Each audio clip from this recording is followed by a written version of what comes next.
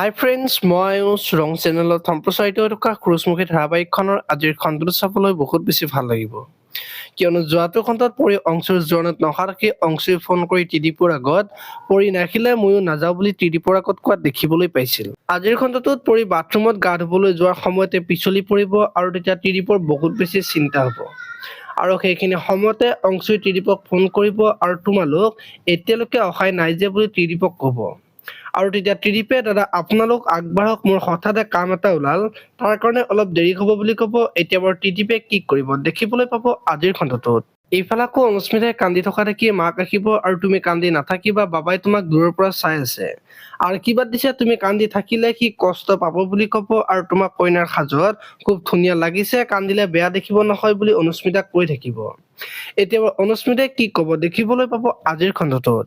আপোনালোকে সৰুচমুখী ধাৰাবাহিকখন চাই কেনেকুৱা পায় কমেণ্ট কৰি জনাব। আৰু যদি আপোনালোকে এতিয়ালৈকে চেনেলটো ছাবস্ক্ৰাইব কৰা নাই তেতিয়াহ'লে চেনেলটো ছাবস্ক্ৰাইব কৰি বেল আইকনটো প্ৰেছ কৰি দিব। ধন্যবাদ।